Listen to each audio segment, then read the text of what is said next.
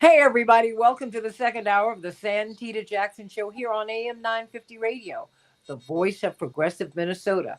I want to hear from you. Please meet my morning stars on the Santita Jackson and Friends page on Facebook and on the Santita Jackson Show YouTube channel. Everybody on my YouTube channel, the Santita Jackson Show YouTube channel. Please like and subscribe and share the show on the Santita Jackson and Friends Facebook page. Like and be my friend and share the show.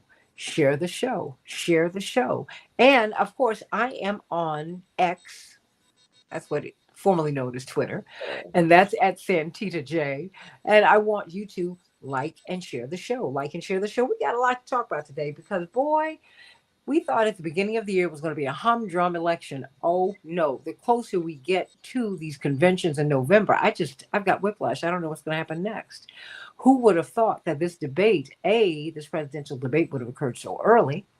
And now that it would have gone so badly for President Biden. So now the calls have arisen more and more, and the drumbeat is getting louder for him to vacate his position as a presumptive nominee. Well, then who would replace him? Now, magically, a poll has come up saying that Kamala Harris has to be the person. She's within striking distance of Trump, which is odd because her favorability ratings are so low, and she has been beaten up for the past 3.5 years. So how is it suddenly that now that Biden is no longer viable, she is Superwoman? I don't get it. The Daily Mail had a story that said that this was actually a soft coup, that people have worried about President Biden's health for quite some time. That's what the New York Times is now reporting. And so, knowing that he was ill, they said, okay, perhaps they just put him forward. Various administration sources anonymously were quoted in that article as having said that. It's like, wow, okay. Because they felt that he wasn't going to move. So now we've got to create the pressure to make him move because he's not going to win in the fall. That's the fear. That's the fear. So now is Kamala Harris the one? But first, do you think as the drum beats get louder and louder and louder, you think President Biden will move over? What do you think? What do you think? I mean, should he? I want to know what your thoughts are. And what about Kamala Harris? But then what about Hillary? I mean, who can really take on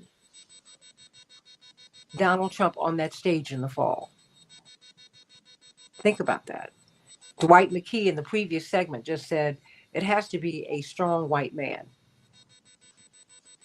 because you have to have a counterweight to Trump. What do you think, everybody? Do you think Hillary can do it? What do you think? What about Gretchen Whitmer? What about Gavin Newsom? What about going past the sitting vice president? How is that going to work? I don't know, you all. I'm just putting all the questions out there. And of course, we've got Bryce Green from Fairness and Accuracy in Reporting, who has been reinstated. He is now back on campus at Indiana University. Thank you very much. And so he is on track to get his PhD. Of course, you know, he had been pushed off the campus, Terry O'Neill, for 5 years for leading the protest in support of the Palestinians. 5 years. 5 years. He'd been banned from campus. But now, okay, he's back. And so we're glad about that. And everybody's coming in. So, okay, I got it. I'm not mad at you. Texas State Representative Ron Reynolds, coming to the convention in Chicago. Boy, what'd you say? It's getting hot. I love it. Real hot. Woo, Texas hot. I'm not mad at you. Terry O'Neill, National Organization of Women, former national president, President Emeritus. We have got to talk about this. Bryce Green. Oh, but let's get some historical perspective from the author of The Revolt of the Rich. The Revolt of the Rich. That's right. I want everyone to get that book because it really is fascinating. It helps us to understand why we're here, why we are in this moment. And really, you have to understand the 70s. You know, the aftermath of the 60s and the 50s. You know, really, I would say when we were constructing a new republic, Dr. Gibbs, we could argue that at the end of the Civil War, a new republic, the breaking of apartheid, that's a new republic too to me. And what happened in the aftermath of that?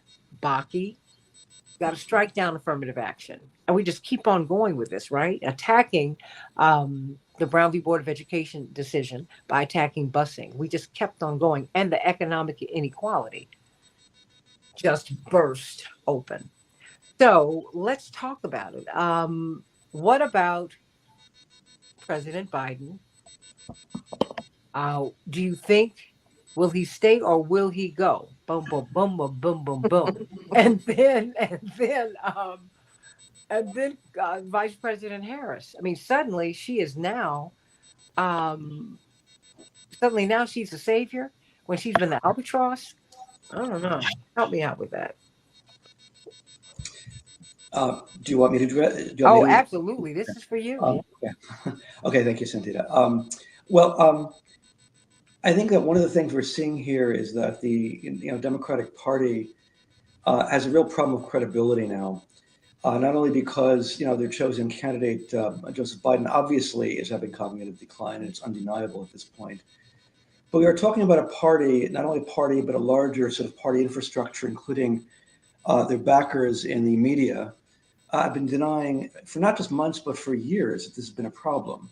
I remember, when Biden first announced his candidacy, I think it was in 2019, there were clear signs that he was having cognitive decline and he was not physically and mentally up to the task. And, there was this, after he was chosen as there was this sort of decision to brush aside the Bernie Sanders movement.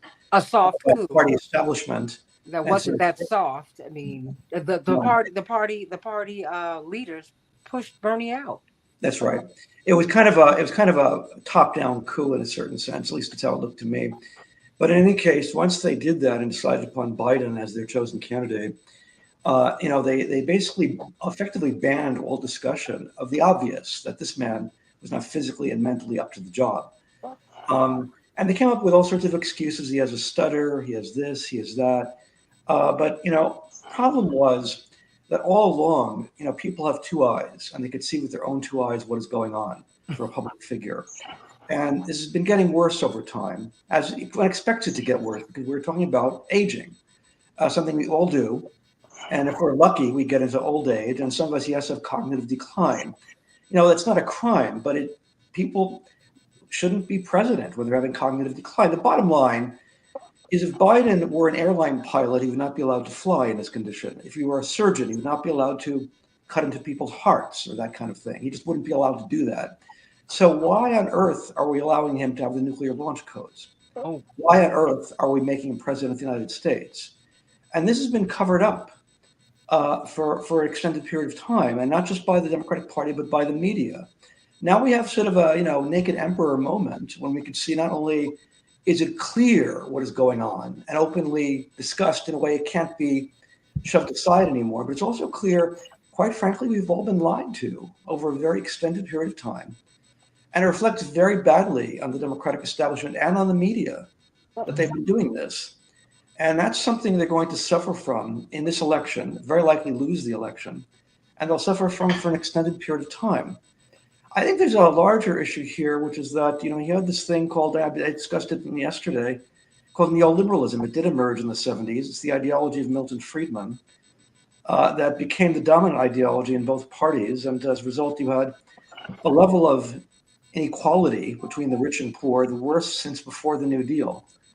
And it's gone to extraordinary levels. And it's something that has become a real challenge to people, ordinary people, working people, and has been recognized not only in sort of left-wing circles, but also conservative circles. I read the American Conservative from time to time. They openly discuss frequently the issue of inequality and the devastating effects it has, deindustrialization, unemployment, all of these things. And, one of the things basically is that people do want a change, and the Democratic Party and the Republican Party have blocked change. Now, you've had kind of a populist insurgency I would say, sort of the better angels of our nature, shall we say, have been expressed by Bernie Sanders, the better side of populism. The worst side is clearly Donald Trump.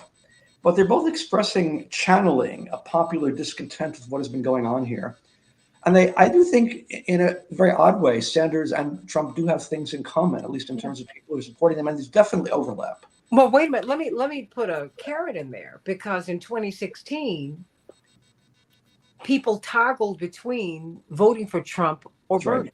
There's And no. then Yeah. when Bernie was pushed out, or when he didn't win, a lot of his people moved over. A lot of Bernie's people moved over to Trump because they were just desperate for someone, I think, to get in the fight. Yeah, I'm misreading that. Bernie Sanders did get significant working class support. That was a very important strength of his. I think it's been unrecognized. And a lot of that did move to Trump, which is very unfortunate, but that's politics. And, the Democratic Party basically, is looking like a very entitled group, essentially. And there have been some efforts by the Biden administration to deal with things like deindustrialization and so on, mostly ineffectual. I mean, there have been studies recently. I've just been reading a study by the Institute for New Economic Thinking that inequality has gotten much worse, all right, during the Biden presidency. And I can go into some details on that if people want. Biden basically has taken little baby steps to change this, but they've been grossly insufficient. And you have another problem, which again is credibility. People just don't trust the Democratic Party, and with reason, because they've just been lying to us about Biden's health situation, his mental condition. And once you do that, trust is a very delicate thing. And once you lose it, it's gone.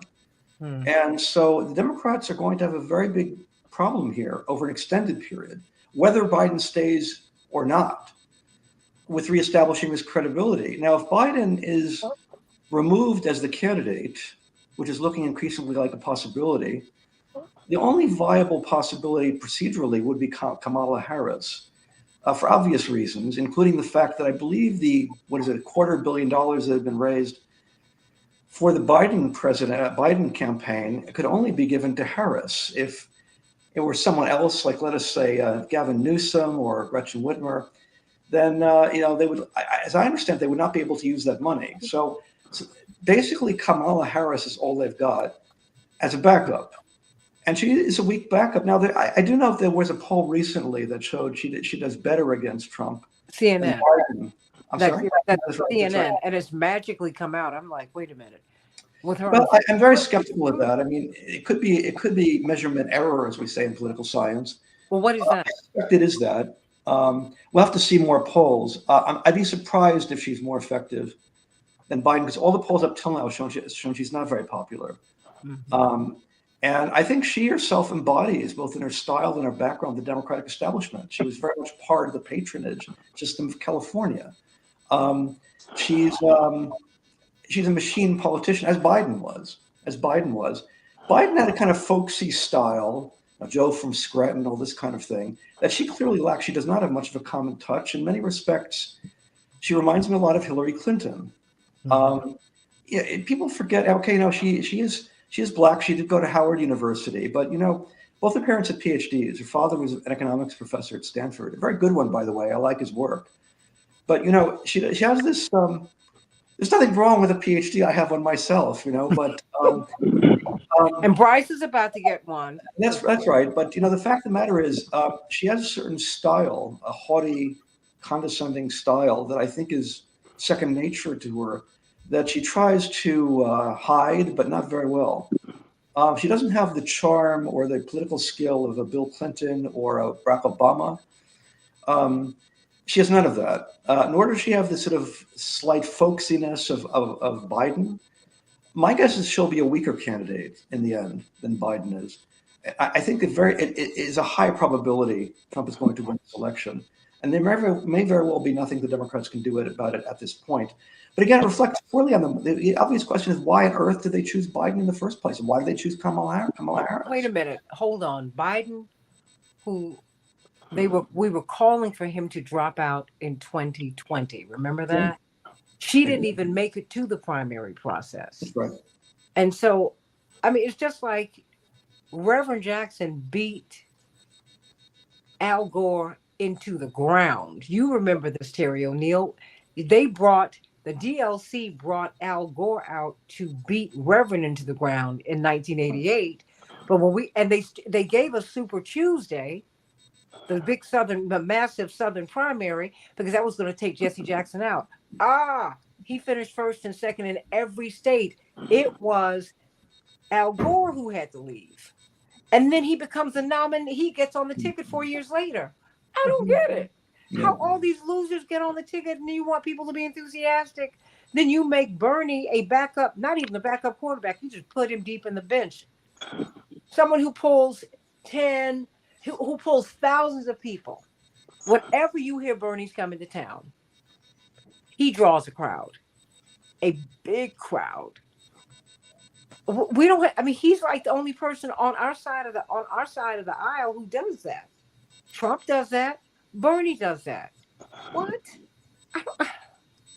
But Dwight, I want you to respond to what he said. Although the haughtiness, people say that about Howard, but it's something that's because I went to school with her, and I'm a little sensitive, I must admit. But I also know. I also know what attracts people to Reverend Jackson. When he said in 1988 at his convention, "Oh, no, you asked me why I'm running. You need to know the house I'm running from." I understand, and people believe that he understands. When you see, when you see Shirley Chisholm, you saw struggle. Barbara Jordan, you saw struggle, and quite frankly, when you see Maxine Waters, that's what you see. You even see that grit, I would say, with Marjorie Taylor Greene. Y'all get upset with me if you want to, but she looks like she has a switchblade in her shoe. she does. She does. I mean, and people like that now. Dwight McKee, why don't you respond? Well, Kamala comes across as an elitist, really for one reason, because she is, Oh, and it shows. And so, with most of America being non-elite, they don't have a natural bond to her. Now she has, some looks and some charm, and very intelligent, highly intelligent. But there is no emotional attachment for a lot of people to Kamala. And so, for that reason, she would not be, I think, the kind of candidate that could overcome Trump. Hillary has that in excess, but she also lacks the grace and the charm.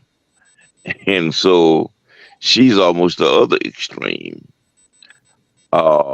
She seems to be a fighter rather than a lover. And so that creates, some other problems for the Democrats.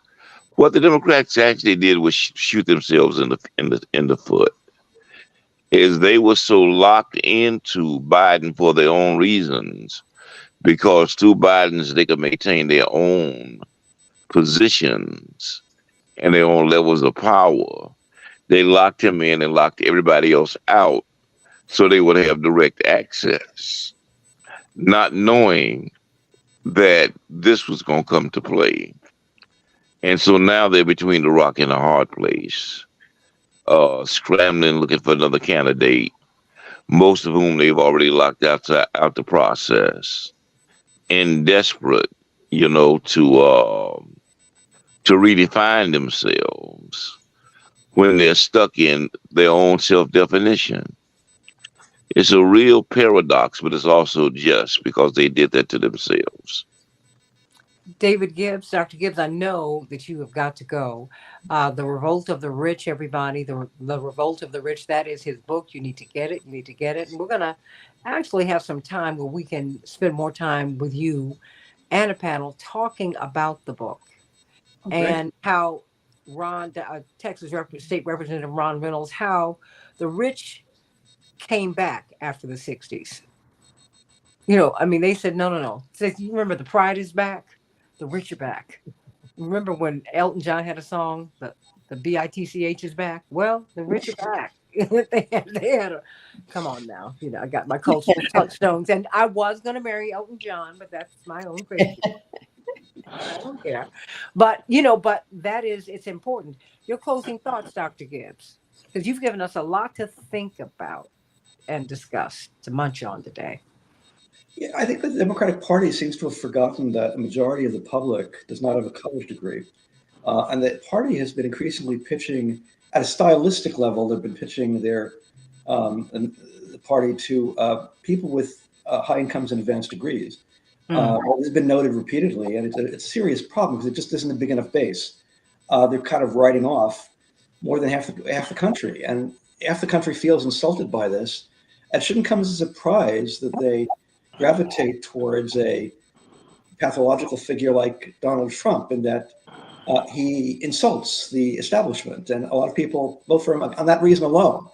And the Democratic Party doesn't seem to understand that. And somebody like Kamala Harris, I think, as Dwight McGee noted, has a kind of deep-set elitism that she simply can't conceal, as Hillary Clinton couldn't conceal it.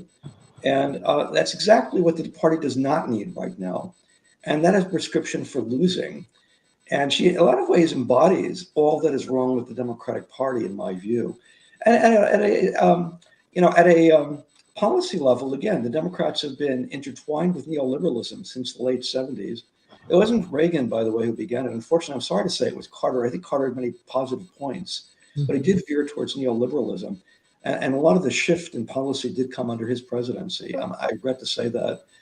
And the Democrats have been married to this doctrine for decades now. And Biden, I think, has superficially broken with it, but not in a very fundamental way, in a way that needs to be done to really change the conditions of working people in this country. And until the Democrats can grapple with their own internal problems, they're not likely to be very successful at the polls, and they're definitely not going to be successful. Well, I don't want to say definitely. They're unlikely to win this election. But I do have to run because it's going to be 105 today, and I have to get a bicycle ride in before it gets really hot. So I have a window of opportunity. Oh wow! Are you in Arizona or Texas? Just kidding, because you down there. You giving us Texas vibes. That is. Get out and please be careful. And if you feel a little bit of that heat, go inside a gym and go on a stationary bike, please. Okay, thank you. Okay. Dr. David Gibbs, everybody, historian from the University of Arizona. Take it up.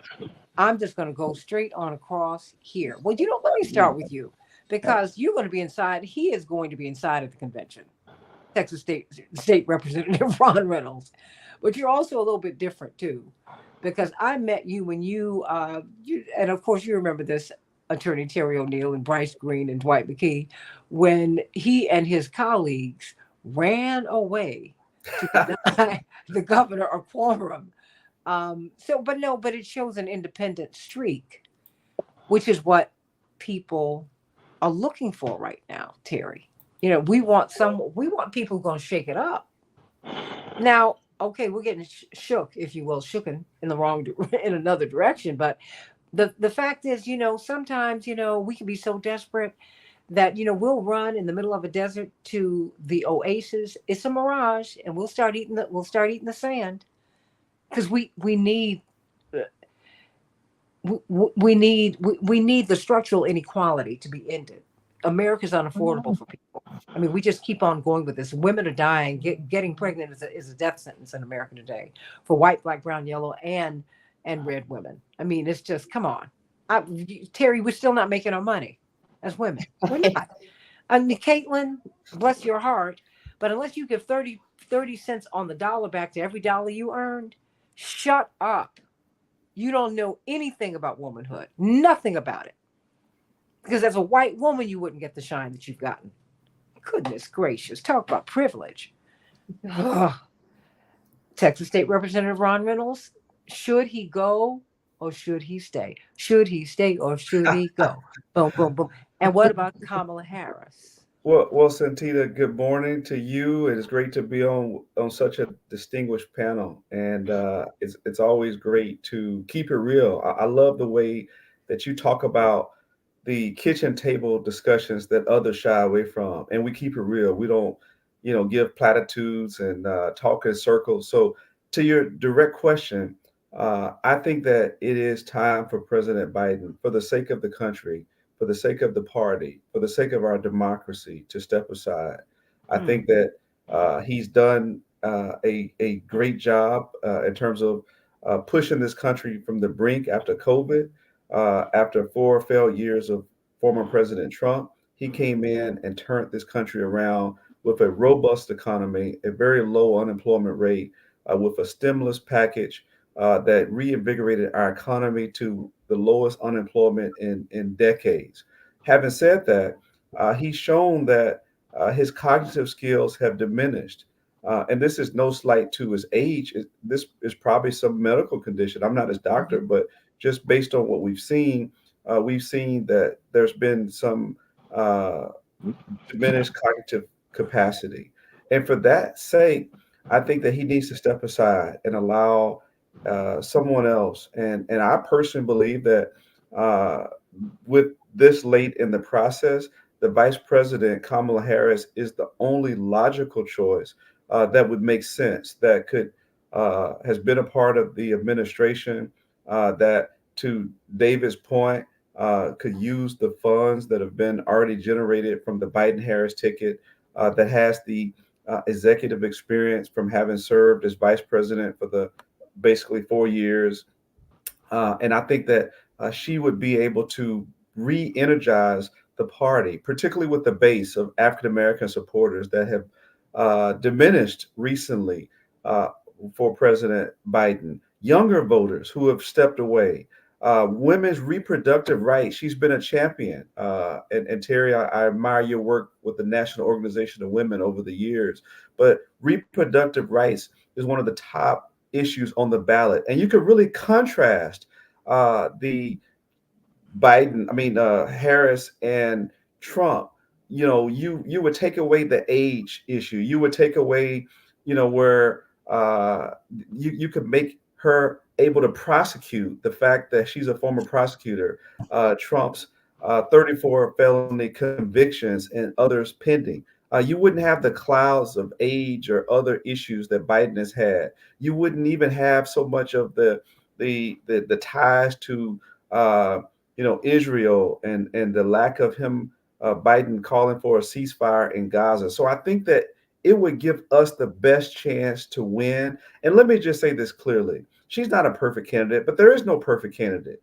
There is no savior. We have to go with the best possible candidate we can get to defeat Trump, because we cannot afford 4 more years of Trump. We've already seen the Supreme Court give him a pass with immunity. Lord help us if he gets back in the White House. He will decimate and destroy our democracy. Forget getting voting rights, John Lewis voting rights, or freedom to vote passed. Forget codifying Roe and protecting women's reproductive rights. Forget our climate and criminal justice reform legislation that should have been passed after the death of George Floyd and beyond. Forget any of those things. You would we've already gutted DEI. It would be a assault on the gains that we've made from good trouble over the past. As we just celebrate the 60th anniversary of the Civil Rights Act of 1964 yesterday, he will reverse all of that. And so I'm very concerned about this election. So no, Vice President Kamala's not a perfect candidate, but to me, she's the best choice that we have going into this critical election. And I'm fully, wholeheartedly, have been one of the few people courageously enough to say the quiet part out loud, that it's time for President Biden to step aside, allow someone else in that can reinvigorate this election so the Democrats can win, and not just the White House, but we need a blue trifecta, because unfortunately, based on the polling, the top of the ticket can drag down these House seats that we got to win to get a Speaker Hakeem Jeffries to maintain the majority in the Senate. We need all of that. So the balance of power is at stake, and I'm hoping that President Biden will be a statesman, step aside, take care of his health, enjoy his life with Jill and his family, but move aside and allow someone else to step up. And I think that Vice President Kamala Harris is the best person to do that. Terry O'Neill. You've taken a whole lot in. Well, I mean, the reason I like to kind of bookend you and Dwight McKee is because of your historical perspective. You've lived so much, and to me, that, quite frankly, that's the benefit of age and experience. That's why even the pushback on President Biden, and you're not his age at all, but the pushback on age was offensive to me, because studies have shown that the best leaders are those who have age, because they have wisdom. I don't want someone young. As my mother said, I want you to be old enough to have made mistakes and to have rectified them.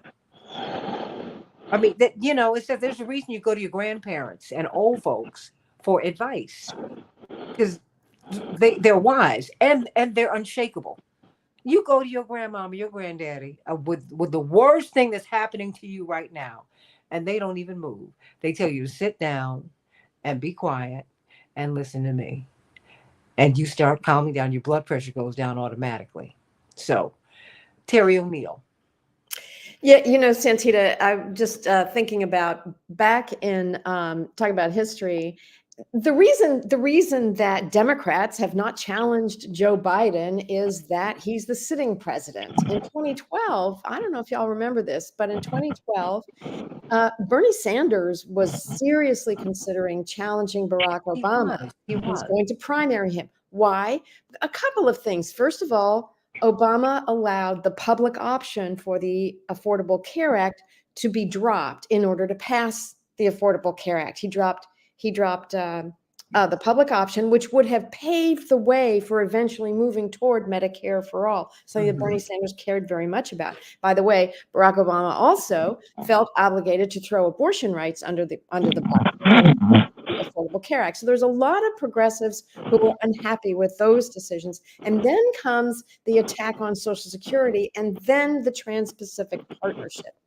All of these things, of course, are things that Bernie Sanders has vigorously opposed, which, good for him. So he was considering a primary challenge in 2012. He did not go through with it because he got a lot of pressure from other senators, including Harry Reid, for example, who I think at the time was the majority leader. He was the top Democrat in the Senate. So the reality is, in the Republican Party and the Democratic Party, you don't challenge the sitting president who has said he intends to run for re-election. It just doesn't happen. It's not happening now, because Joe Biden, because that's the way we do things. Next question. Yes, there is, and I think there will continue to be a larger and larger set of calls for Biden to step aside and to withdraw from the race, to withdraw voluntarily from the race. So you don't see this calming down. You see this amping up.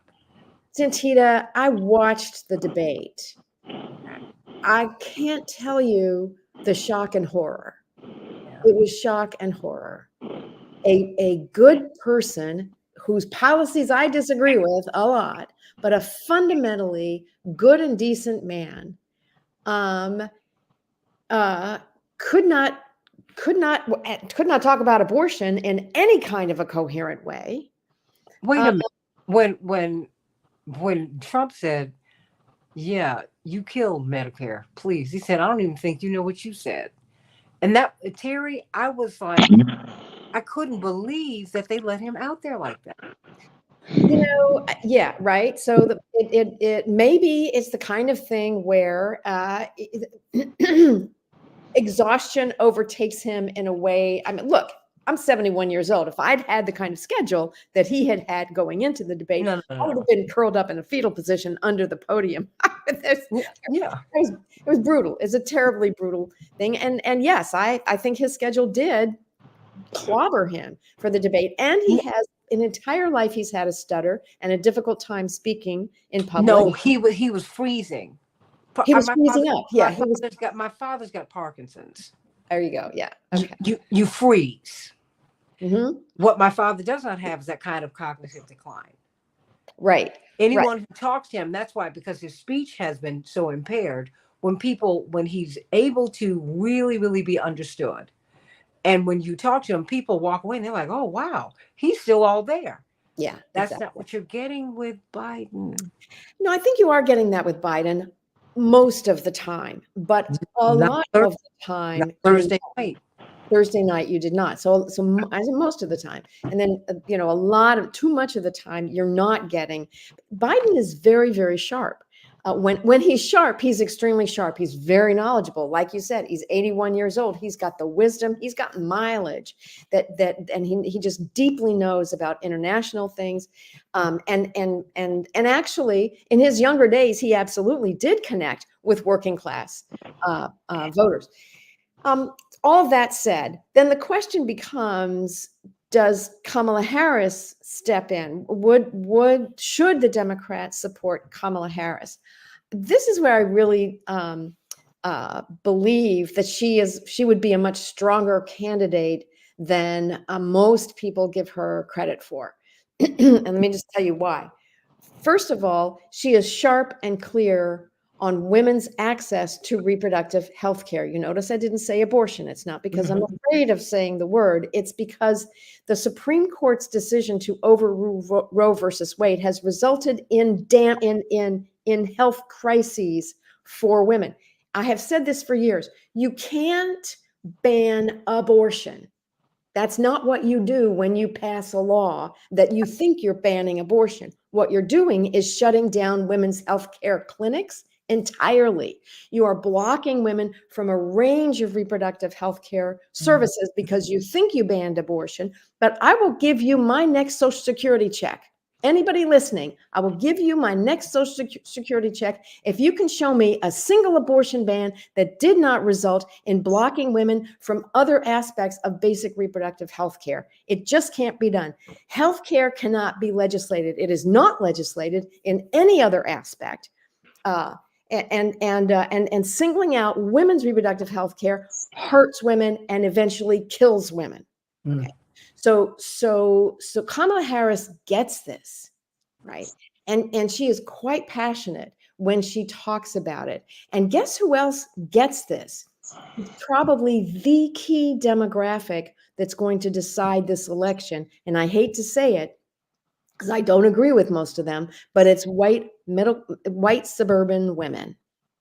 It is the white suburban women in Kansas, in Ohio, in other states that voted to overturn those states' harsh abortion laws. And they cross party lines to do it. They cross party lines to do it. Absolutely. So that is a key demographic. But the other, even more important key demographic, who is the real backbone of the Democratic Party in terms of voters? I'm not talking about leadership because I have a problem with Democratic leadership. Black people. Black women. Yeah. It is Black women, right? And what do you think the AKAs around the country? Well, I'm a Delta, but I'm going to give you that. I know. A lot of my friends in DC are Deltas. Right? I'm going to give you that. Okay. But I'm saying, look, I live here in Tennessee and I go to these events to promote voting. Oh, yeah. And who's there with the League of Women Voters? It's the AKAs. Don't know why that's true. Maybe it's a Nashville thing or something, but it's the AKAs that are there tabling for the registration and showing people how they can get around all of Tennessee's voter suppression barriers, and the League of Women Voters. So yeah, I think that Kamala Harris would be a much more formidable opponent of Donald Trump than we think. And yes, she's a corporate Dem. She's a corporate Democrat. Most of the Democrats are corporate. It broke my heart what they did to Jamal Bowman in New York. But frankly, the Democrats in New York are just a hot mess right now and have been for about 5 or 10 years. But yes, and to be clear, Bernie Sanders sank like a stone after he won the Nevada primary in 2020, did an amazing job in the Nevada primaries. And he goes to South Carolina where Joe Biden gets like 48% of the vote, almost 50% of the vote. And Bernie Sanders came in second in South Carolina with less than 20%. Bernie Sanders sinks like a stone. Elizabeth Warren, who was my candidate in 2020 for president, sinks like a stone. The Democratic voters did not go there. But Clyburn, who is quite a force, Yeah. Number one, I was in South Carolina during the primary, and of course, my family are there, part of them. Right. They didn't even know Biden's record.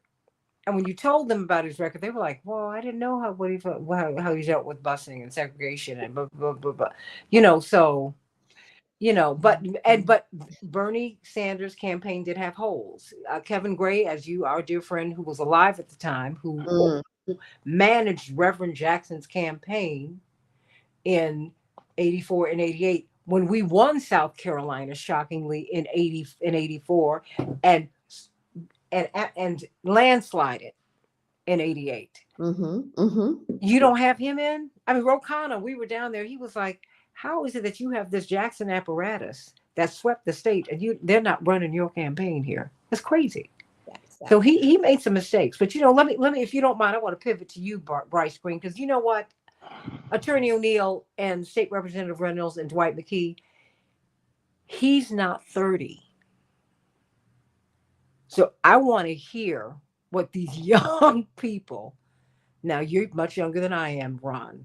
Okay. But but it's true. I'm not mad. I mean, I'm glad God has given me time. That's not look, as my father said, if you don't like birthdays, try missing one. How about that?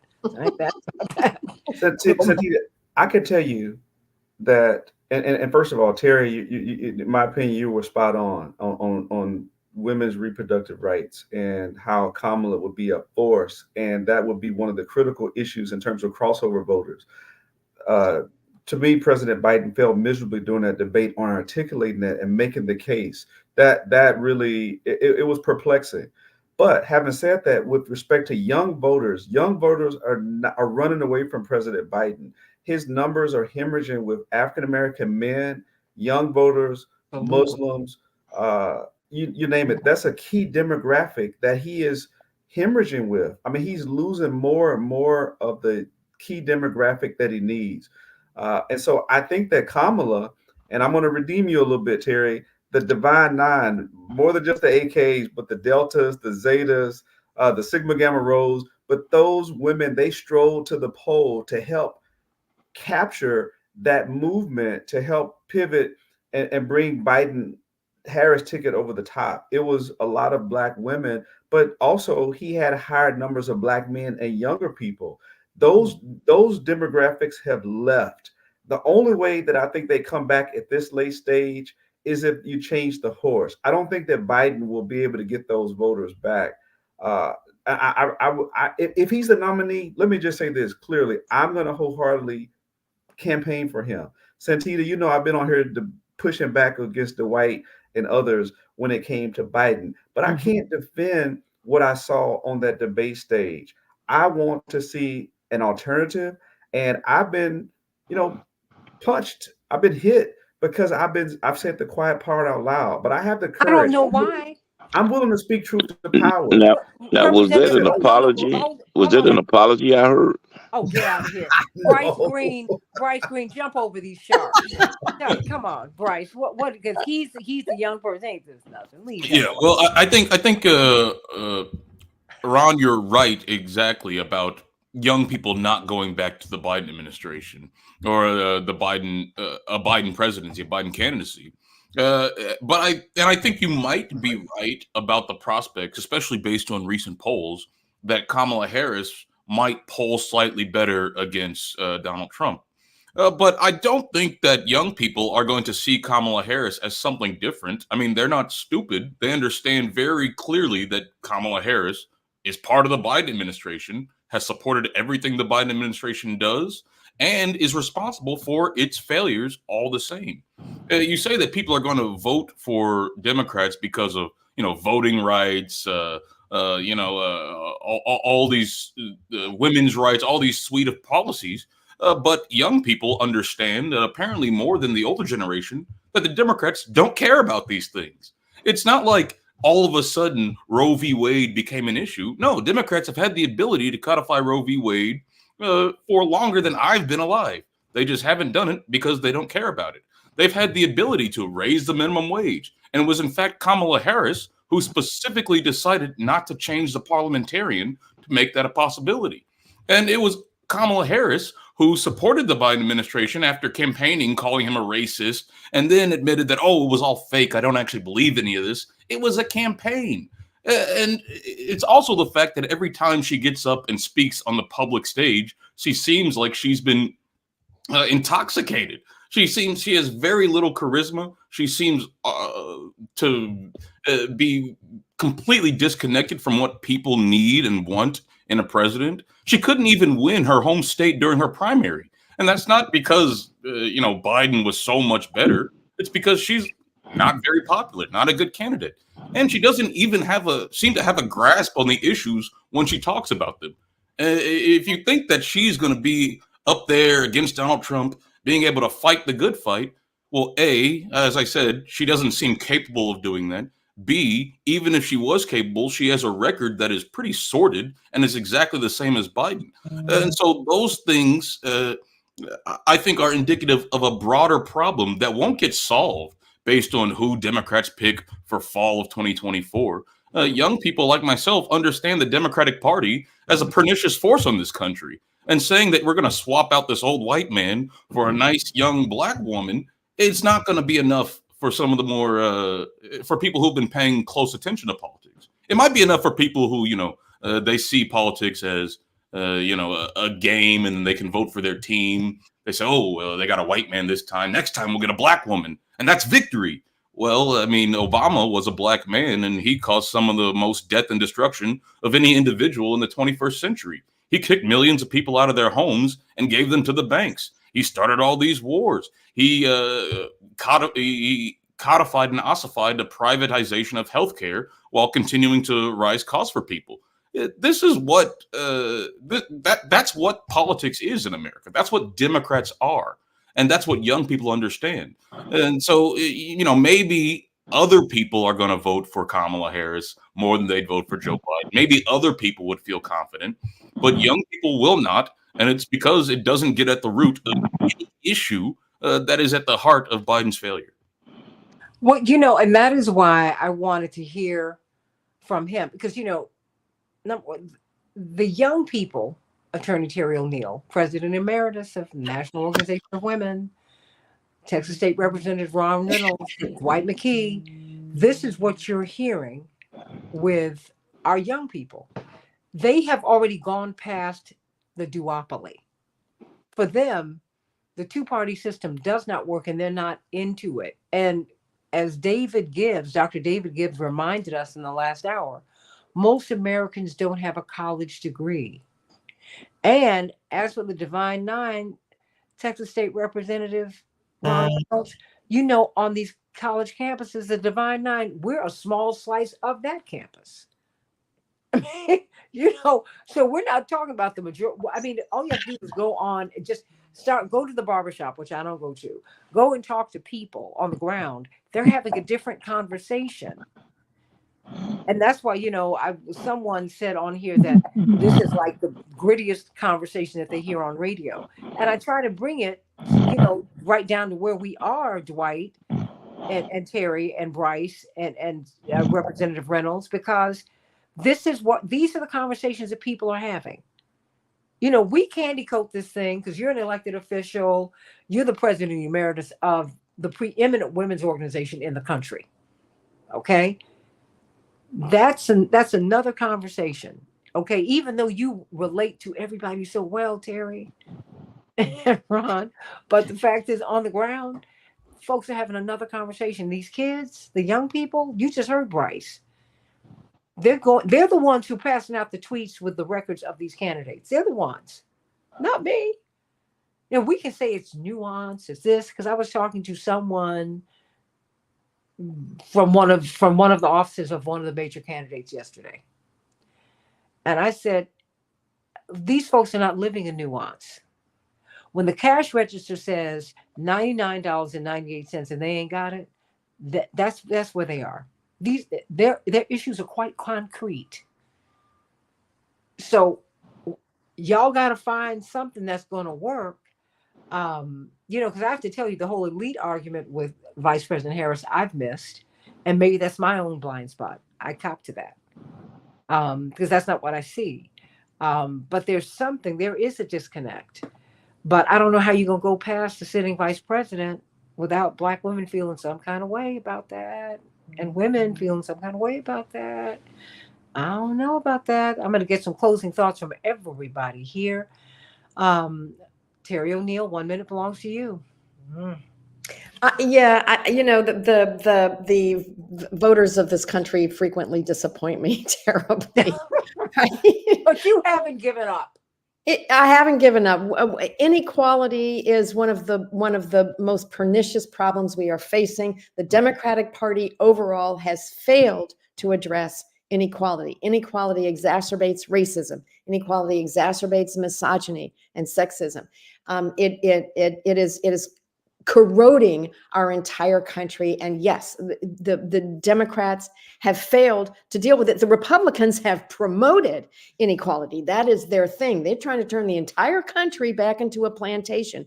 Just to be clear, that is run only for the benefit of the hedge fund managers or whatever from Wall Street. That's the Republicans' agenda. The Democrats say they don't agree with that, but they really so far have failed to do anything forceful about it. Given that, what are voters going to do? The choices are this: vote for a Democrat, pick a Democrat, any Democrat, or vote for Trump and the Republican plantation march, or sit out and don't vote at all. Those are it's just not very good. It's not very good choices. My choice right now is Kamala Harris. But you know what? We'd have better choices if we had a real primary. If Right? if we had politics that were actually democratic in this country. But Sure. if we had a democratic system, so I mean, Yes. so you'd be choosing people who you could live with. You had people who were imposed upon the public, Yes. and that is a problem, and we're seeing it now. You're seeing it now. Yeah. Bryce Green, last 1 minute.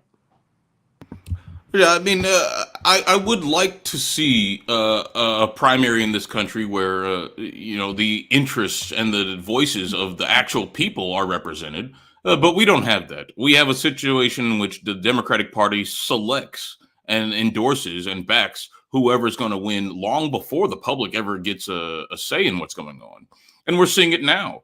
And it seems to me that someone somewhere flipped the switch on Biden. Because it's not like the debate was the first time we knew that Biden was in cognitive decline. It's not like debate was the first time we saw Biden slur, mutter, freeze, get up. It's not like no one knew that. There's been a concerted effort by the media establishment and the staff to prevent the public from actually engaging on debate against these subjects. When they tried earlier, I mean, we remember what happened to Castro, Joaquin Castro, when he mentioned that Biden was in cognitive decline. He was pilloried. But now the powers that be have decided that this is now a legitimate form of discussion, which means that they've decided that it's time for Biden to go. Who that is, I don't know.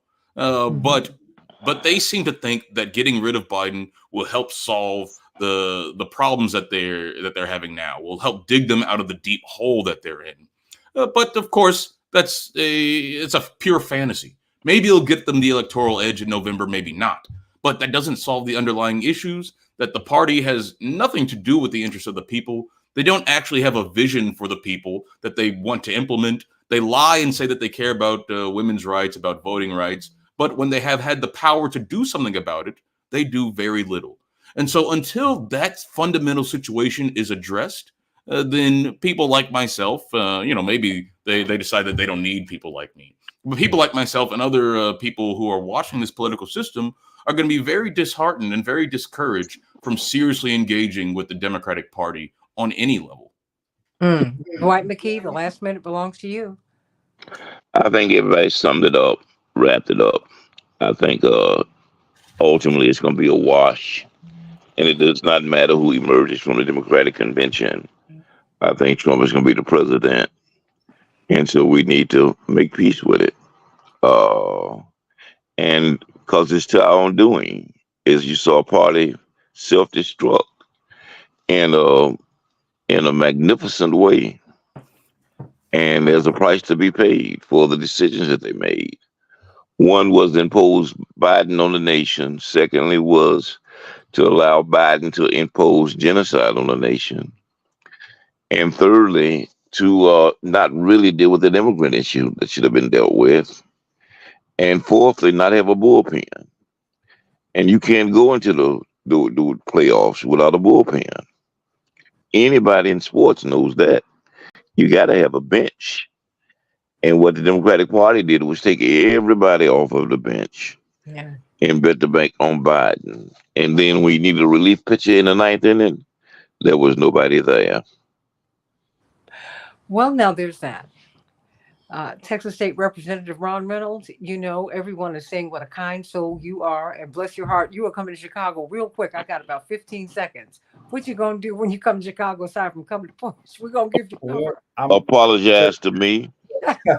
for the sake of Santita, for the sake of our Don't democracy, you I'm apologize to praying. him, Terry. You were right. I'm not going to apologize. I'm going to keep speaking truth to power. But Dwight and I can agree to disagree. But I'm with Terry on this one. I'm hoping that for the sake of our country, for the sake of women's reproductive rights, voting rights, and so many other things that are fundamental to our existence, that we will allow President Biden that he'll step aside and that we will nominate Kamala Harris and we'll defeat Donald Trump and move forward with codifying Roe versus Wade and establishing voting rights that protect all people in 50 states so that I don't have to flee Texas anymore, Santita, because of obstructionist Jim Crow 2.0 voter suppression laws in Texas and Florida and other states. So the stakes are too high to sit this one out. This is a critical election. We say it all the time. This is the election of our lifetime, but it truly is. Our future, our children's, grandchildren's, unborn children's future is at stake, and we have to do the right thing. But it's always the election of our lifetime, and I'll tell you why. Because America doesn't work without you, and America continues to falter because of our disengagement. I realize that many of us feel disappointed, and I hear you. You have every right to feel disappointed. I realize that we have been lied to, we've been misled, we've been bamboozled, hoodwinked. Come on, Malcolm. I got you. That having been said, you still have to keep hope alive, and you have to keep on pushing. Thank you, Curtis Mayfield. You have to do that because this human project, it takes every generation to move the baton forward. So let's get busy. Robert Williams, Bernadette, Chaparral, Kenneth, health is you. She said you was back for tea. Shirley from beautiful Philadelphia, and Kenneth, and Chris Bergen, and Yvonne, always hanging in there. Yvonne, let me know if you're coming to Chicago. Everyone, the 15th through the 17th, the Rainbow Push International Conference. You want to be there, you need to come in early, Ron, for it. Jewel up there in New York. Samantha, we are going to be having discussions about the great issues of the day leading into the convention. That's what we need to do, because we have to have our own agenda, not just for the fall, because you've got down ticket races that we've got to deal with. But more than that, everybody, we have to know what we need to be pushing for at the local, county, state, and federal levels. It's our money. It's our money. If you don't agree with Gaza, it's your money.